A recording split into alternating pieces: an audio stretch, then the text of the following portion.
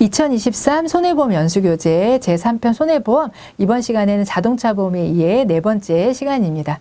자, 자동차 보험의 이제 보상 부분을 같이 살펴볼 텐데요. 보상 처리 절차입니다. 이 부분은 시험지에 나오진 않지만 우리가 이런 순서대로 보상 처리가 절차가 진행이 되는구나 하고 여러분들이 한번 참고적으로 읽어보시면 되겠습니다.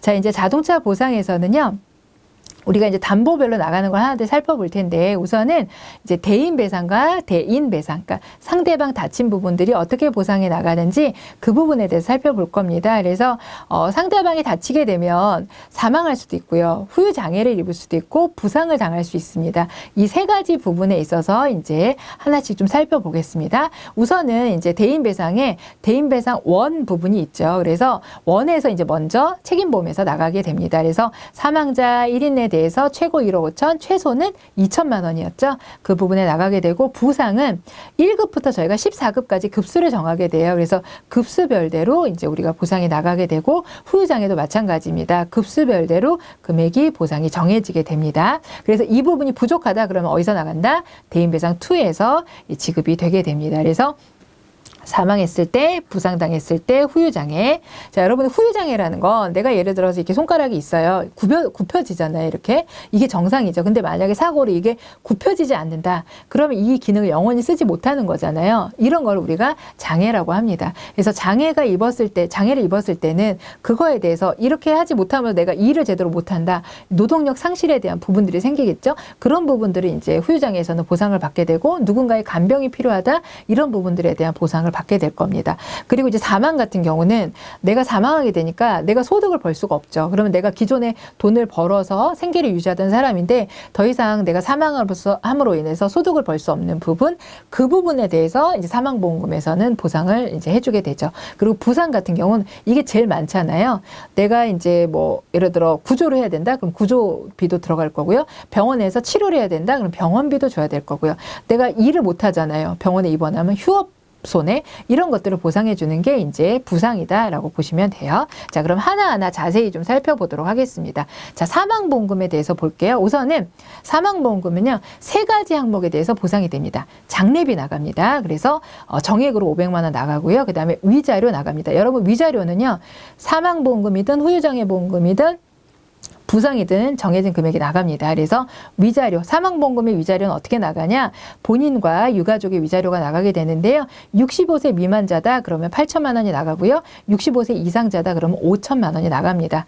여러분, 만약에 62세다 그러면 얼마 나올까요? 예, 8천만 원이 지급이 됩니다. 68세라면요? 5천만 원이 지급이 되게 됩니다. 자, 그래서 이렇게 뭐 연령을 주고 얼마가 나오냐, 이렇게 나올 수도 있고요. 뭐 65세 미만인데 60세 미만이라 하거나, 자, 뭐 65세 이상이 5천만 원에서 4천만 원이라고 하거나, 이렇게 숫자를 바꿔서 잘 나오기 때문에 그걸 기억해 주시고, 그 다음 위자료는 당연히 본인의 위자료도 나옵니다. 근데 본인의 위자료는 안 나온다 그러면 틀렸다라고 보시면 돼요. 자, 그리고 가장 많은 금액을 차지하는 게 바로 상실 수익액입니다. 내가 소득을 벌던 사람이 더 이상 사망함으로써 소득을 벌지 못하는 부분을 보전해 주는 게 바로 상실 수익액입니다. 그래서 계산하는 공식, 산식이 시험 문제에 잘 나옵니다. 그래서 이 사람이 원래 벌던 소득액이 있을 거예요. 거기서 본인의 생활비가 빠집니다. 그래서 여러분, 여기서 우리가 잘 외우는 방법, 내 생활비는 빠진다. 내가 사망했기 때문에 내 생활비는 안 드는구나. 그래서 내 생활비가 빠지는구나. 공식에서 이렇게 보시면 되겠고요. 그 다음에 나머지 이제 산식에서 마지막에 우리가 개수를 곱하게 되는데, 현재 호프만 개수라는 걸 곱하고 있습니다. 그래서 2021년까지는 라이프니츠 개수였거든요. 근데 작년부터 호프만 개수를 적용하고 있습니다. 그래서 라이프니츠 그러면 틀려요. 그래서 호프만 개수. 그래서 내 생활비가 빠지고 호프만 개수를 곱한다. 이렇게만 여러분들 기억해서 산식을 기억하시면 되겠습니다.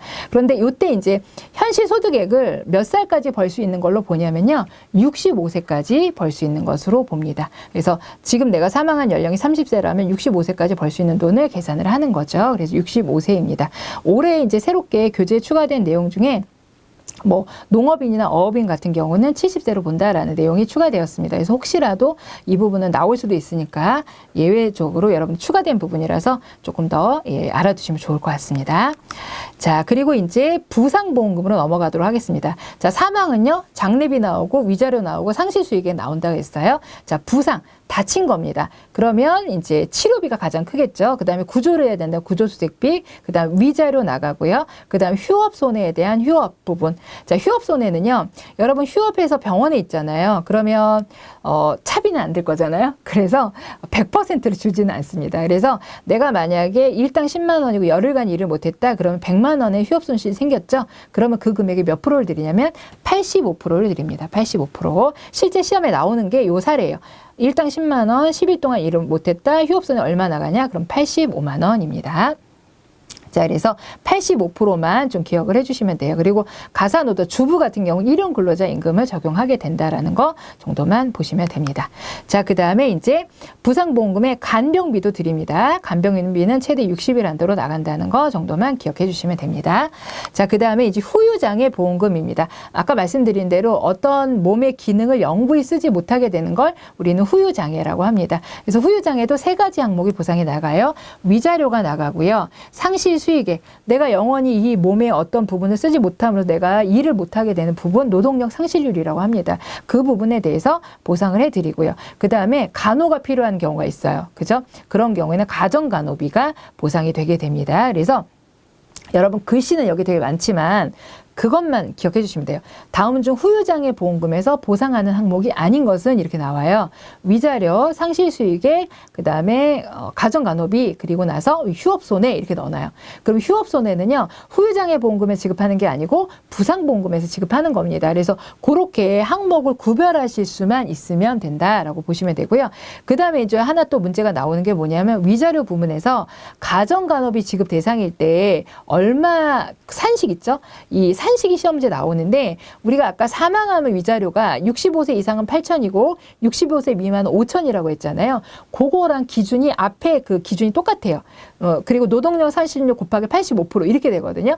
그러니까 우리가 뒤에 공식은 다 똑같기 때문에 앞에 65세 이상이면 8천, 65세 미만이면 5천이라는 그 기준만 알면 이 이제 가정간호비 수유장애 보험금의 위자료도 우리가 충분히 풀 수가 있습니다. 그래서 65세 이상 8천, 65세 미만 5천 그 부분만 기억을 해주시면 되겠습니다. 자, 이렇게 해서 후유장애 보험금까지 살펴보았습니다. 자, 이번에는 이제 대물배상이에요. 대물배상이면 이제 상대방의 어떤 물건에 피해를 준 거를 우리는 대물배상이라고 합니다. 자, 그러면 자, 피보험자가 피보험 자동차를 소유 사용 관리하는 동안에 생긴 피보험 자동차 사고로 남의 재물을 멸실, 파손 또는 오손하여 법률상의 손해배상을 짐으로써 입은 손해를 보상하는 걸 우리는 대물배상이라고 합니다. 그래서 피보험자 자동차에 의해서 운행 중인 물건의 파손, 그러니까 내 물건이나 내 물건에 대해서는 보상하지 않는다. 그래서 대물배상이니까 누구 물건이에요? 상대방 물건에 대해서만 보상을 하게 된다라고 보시면 되겠습니다. 그리고 탑승자나 통행자의 휴대품을 제외한 소지품에 대해서는 보상을 해드려요. 소지품. 그래서 소지품이 어떤 거냐? 뭐 이런 거예요. 뭐 휴대폰, 노트북 이런 겁니다. 그래서 인당 200만 원 한도로 보상이 된다. 그렇지만 분실하고 도난은 보상되지 않습니다. 그래서 내가 소지품을 도난당했다. 이거는 보상이 안 돼요. 분실했다. 이건 안 되는 거고 그냥 뭐 파손이 된 거죠. 사고로 망가졌다. 이거에 대해서는 200만 원까지 보상이 된다라고 보시면 되겠습니다. 근데 뭐 300만 원까지 보상된다? 그러면 틀린 말이겠죠. 자, 그 다음에 대물배상에서 이제 세부적으로 어떤 것들을 보상하는지를 좀 보면 우선 수리 비용 해드리고요. 상대 차 수리한다든지 수리비, 그 다음에 교환가액, 그 다음에 자동차 시세 하락 손해 이런 걸 해드리는데 그리고 뭐 이제 뭐 대차료라든지 이런 것도 뒤에 쭉쭉 나올 겁니다. 우선 이제 수리비 먼저 볼게요. 수리비는 차 만약에 문짝이 망가졌어요. 그럼 문짝을 다시 원상복구하는 비용을 드리는 건데 우리가 이제 자동차 같은 경우 수리를 하면요. 원상복구를 하면 필수적으로 들어가는 마지막 작업이 있어요. 도색이라고 하죠. 차의 색깔을 다시 맞추는 색깔을 칠해야 됩니다. 그걸 열처리 도장이라고 저희가 얘기를 하는데 그래서 항상 만약에 뭐 문짝이 200만 원이라 그러면 문짝을 수리하면 200만 원이 다 나올 수도 있거든요. 그러면 도장까지 하게 되면 200만 원 초과할 수도 있습니다. 그래서 우리 수리비용 같은 경우는요, 피해물 직전 가액의 120%를 한도로 보상을 하고 있어요. 조금 더 많이 보상하죠. 그런데 만약에 피해물 사고 직전 가액을 한도로 보상한다? 그럼 이 말은 틀려요. 한도로 보상한다는 얘기는 뭐예요? 100% 보상한다는 뜻이에요. 그러면 이거는 틀린 말이 됩니다. 그래서 120%를 보상한다. 이 표현이 들어가야 된다라고 보시면 돼요. 교환가액은 이런 게 있다라는 정도만 아시면 되고 자세한 내용은 시험 문제 나오지 않습니다. 자, 그 다음에 3번에 자동차 시세 하락 손해. 여러분 차가 사고가 나면 중고차 가격이 떨어진다. 그죠? 그게 되게 속상한 부분이잖아요. 그래서 그 부분을 보존해 주는 걸 저희가 자동차 시세 하락 손해라고 이야기를 합니다. 그런데 출고한 지 오래된 차는 안 줘요. 언제까지만 해주냐? 출고 5년 이내의 차량에 대해서만 해주고요. 수리 비용이 차가액이 20% 이상 나왔을 때만 대상이 됩니다. 그래서 내 차가 만 2천만 원짜리 차인데 20%면 400만 원이잖아요. 400만 원이 넘어가는 수리비가 발생해야 이 자동차 시세 하락 손해의 대상이 되고 출고한 지 5년 이내에 해당이 되어야 두 개 조건이 맞아야 시세 하락 손해를 받을 수가 있습니다. 그래서 만약에 내가 출고한 지 1년밖에 안 됐다. 그럼 수리비 20% 받을 수 있어요. 수리비가 1,000만 원 나왔다. 그럼 200만 원 받는 거고요. 그 다음에 1년 초과 2년 이하 때는 15%, 그 다음에 2년 넘어가서 5년까지는 10%를 받을 수가 있습니다. 그래서 시험 문제, 실제 문제 이런 게 있거든요. 차 가격이 2,000만 원짜리예요. 수리비가 800만 원 나왔어요. 출고하고 1년 6개월 지났습니다. 그러면 시세락 손해 얼마 보상받냐? 이런 문제가 있어요. 그러면 2천만 원인데 20% 초과돼야 되잖아요. 400만 원 초과되면 되는데 800 나왔으니까 이거는 대상이 돼요. 근데 1년 6개월 지났대요. 그러면 수리비의 몇 프로예요? 15%입니다. 그럼 800만 원 곱하기 15% 하게 되면은 120만 원이 답이 되게 돼요. 자, 실제 이런 문제 출제되고 있습니다. 그래서 시세락 손해에 대해서는 이 유를 외울 필요 없고요. 이 문제 있죠. 이 120만 원. 요거를 여러분들이 기억을 하시면 되는 겁니다. 자, 그 다음에 대차료 지급해드립니다. 쉽게 말하면 렌트비입니다. 렌트비. 상대를 내가 차로 받았다. 그러면 상대 렌트 해줘야 되는 거예요. 그래서 렌트비 같은 경우는 그 차가 중형차면 중형의 차를 렌트를 해줘야 됩니다. 그래서 동급의 최저요금의 대여자동차 요금을 지급을 하게 됩니다. 근데 만약에 그 사람이 저는 이제 렌트 안 할래요 라고 하게 되면은 차비 쪽으로 대여자동차 요금의 35%를 지급을 하게 됩니다. 그리고 인정기한 같은 경우는 25일이고요. 수리가 불가능하면 10일 한도입니다. 자, 그리고 휴차료 같은 경우는 대차료는 자가용에 해당이 되고요. 휴차료는 영업용에 해당이 된다라고 보시면 돼요. 자, 그 다음에 영업손실이라는 부분도 보상이 된다. 그래서 여기서는 대차료 부분 기억하시면 되는데 우리가 수리가 불가능한 경우 10일, 그 다음에 대여자동차 요금의 35%를 보상하는데 미지급한다 그러면 틀리고요. 동급이라고 하면은 연식과 배기량이 유사한 차량을 이야기를 합니다. 그래서 요 표현은 맞는 표현이다 라고 우리가 골라내시면 되겠습니다. 자, 그 다음에 이제 자기신체 사고입니다. 나 다친 거죠. 나 다친 부분에 대해서 자, 피보험자가 자동차 사고로 죽거나 다친 데 손해를 보상하고요. 지급보험금은 단독 사고일 수 있고 일반 가시 사고일 수가 있어요. 단독 사고면은 나 혼자 어디 갔다가 뭐 박았다든지 이런 거죠. 그 다음에 쌍방 사고가 있을 수 있습니다. 자, 이럴 때 이제 단독 사고 같은 경우는 자, 뭐 등급별 한도가 있어요. 1급, 2급, 3급, 뭐 14급까지 해가지고 그 한도 내에서 우리가 실제 치료비를 보상을 하게 되거든요. 그런데 시험 문제에서는 상해 등급과 관계없이 가입 금액을 한도로 보상한다 그러면 틀려요. 그래서 뭐 14급은 얼마, 뭐 13급은 얼마 이렇게 한도가 있어요. 그래서 그 한도를 넘을 수가 없는 금액 한도 내에서 우리가 치료비가 보상이 나가고요. 쌍방과실 같은 경우에는 실제 손해액 플러스 비용 마이너스 공제액 이런 식으로 이제 계산이 됩니다. 그래서 쌍방과실과 내 일반과실과의 계산 방법은 좀 차이가 있어요. 그래서 실제 시험에서 이제 어떻게 나오냐면 단독 사고와 쌍방과실의 보험금 계산 방식은 동일하다 그럼 틀립니다. 계산 방식은 좀 다르다라고 보시면 되겠고요. 자기 신체 사고는요. 과실상계를 적용하지 않습니다. 상대방에 대해서 대인이나 대물에 대해서만 과실상계를 적용하고요. 자기 신체 사고는 과실상계를 적용하지 않는다는 것도 기억해 주시면 되고 마지막으로 밑으로 내려오셔서 우리가 이제 보상하지 않는 손해가 나오잖아요. 고의나 이런 건 보상 안 하지만 원래 이제 자연재해나 이런 것들은 보상이 안 됐었어요. 천재지변이. 근데 최근은 태풍, 홍수, 해일 등의 자연재해에 대해서는 보상을 하고 있습니다. 근데 시험 문제에서 태풍, 홍수, 해일은 보상하지 않는다 이렇게 나오면은 틀려요. 그래서 그 부분 여러분들이 체크해 주시면 돼요. 자, 이번에는 자기 차량 손해입니다. 내 차 수리하는 부분이죠. 그래서 피보험 자동차의 직접적인 세긴 사고를 손해로 보상합니다. 가입금액 한도 내에서 보상을 하고요. 자, 보시면 자동차 시세 하락 손해 보상될까요? 자기 차량 손해에서? 예, 자기 차량 손해에서 보상하는 건 내 차 수리비예요. 그래서 자동차 내 차 사고 나서 중고차 가격 떨어진다 이런 건 안 해줍니다. 그러니까 자동차 시세 하락 손해는 대물만 해줘요. 상대방만. 그 다음에 영업 손해는요. 영업 손해도 상대방을 해주는 거지 나를 해주지는 않습니다. 대차료는요.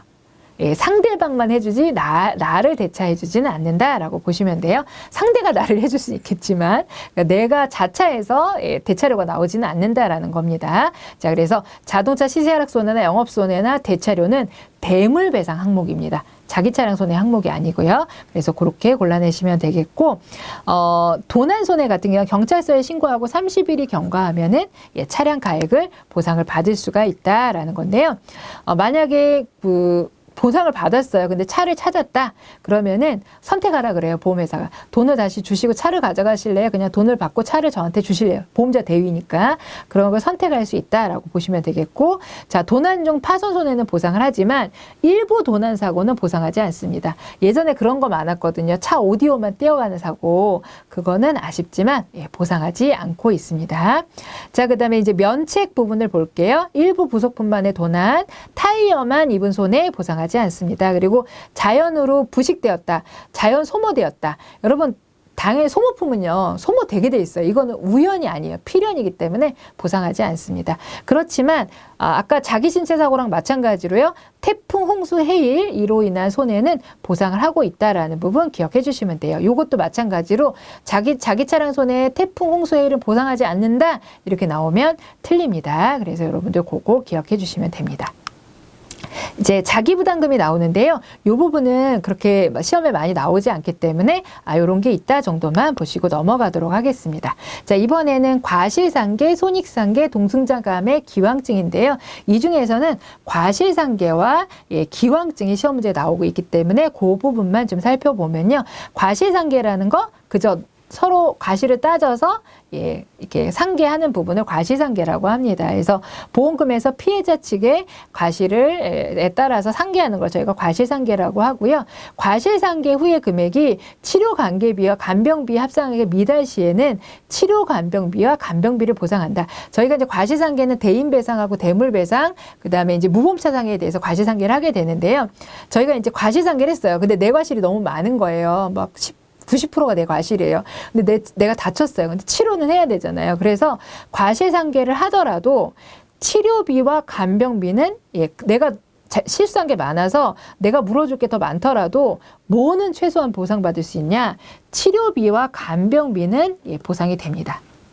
그래서 합산해서 미달되더라도 뭐는 보상된다? 치료간병비는 보상이 된다는 것만 여러분 기억해 주시면 돼요. 자, 그리고 기왕증에 대해서 같이 볼 텐데요. 손익상계나 동승자감액은 여러분들 그냥 읽어보시면 되고, 기왕증.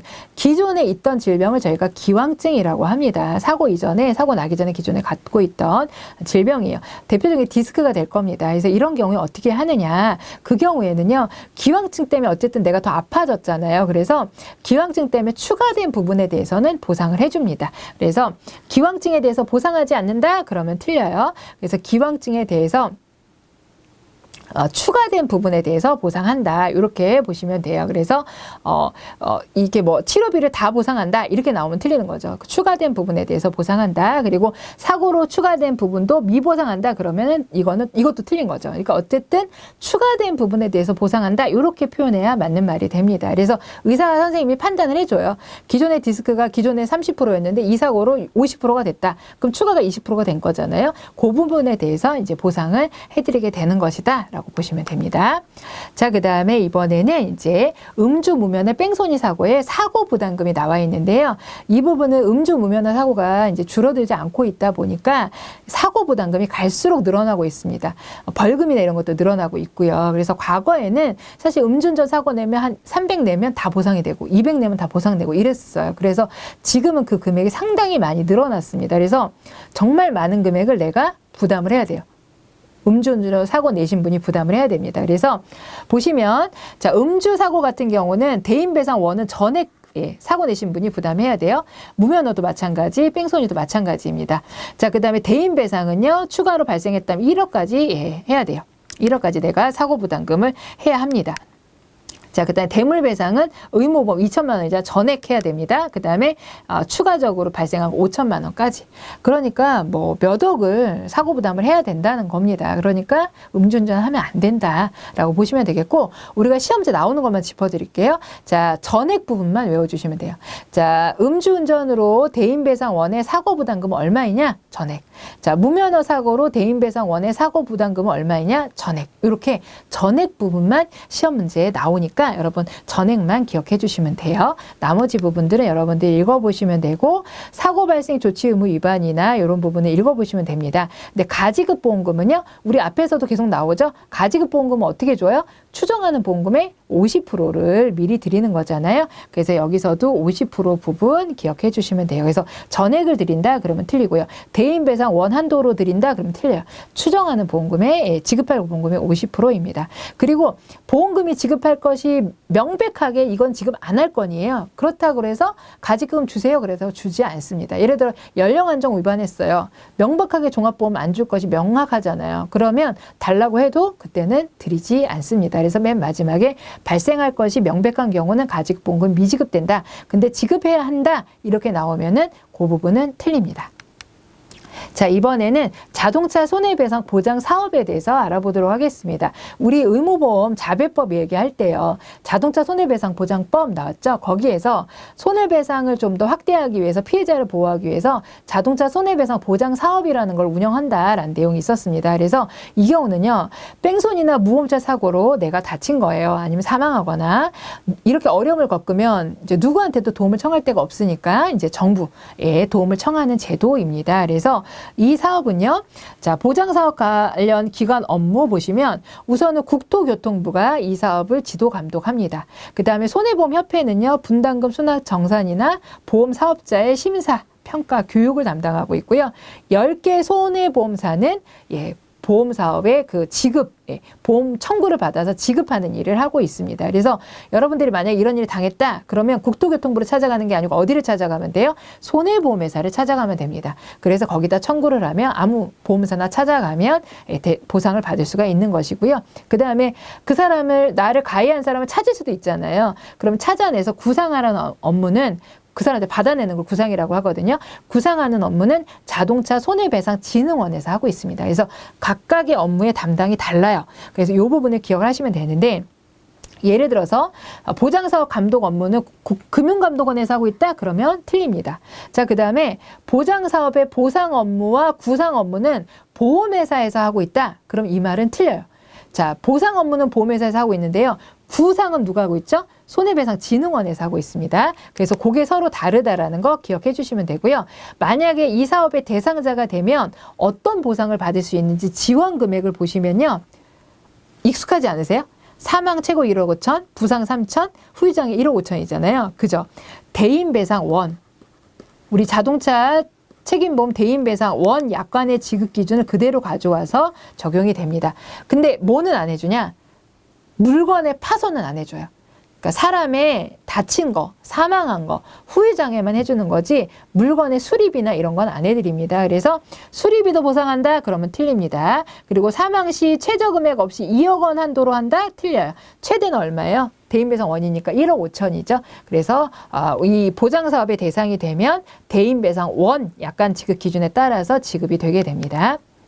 그래서 청구 절차는 이제 경찰서에 신고하고요. 이렇게 치료를 받고 청구를 하는 형태가 되게 됩니다. 그리고 청구할 때는요, 이 사실이 확인이 돼야 돼요. 교통사고가 났다는. 그래서 교통사고 사실 확인원이나 뭐 치료비라든지 진단서라든지 이런 어떤 필요 서류들을 제출해야 됩니다. 그래서 시험 문제에 뭐 교통사고 사실 확인원은 구비 서류에 해당한다. 그럼 맞는 말입니다. 근데 주민등록 등본은 제출하지 않아요. 그리고 청구는 어디다 하면 돼요? 보험회사에 하는 거예요. 국토교통부에 하는 게 아닙니다. 보험회사에다가 손해보험회사다 하면 된다라는 부분이에요.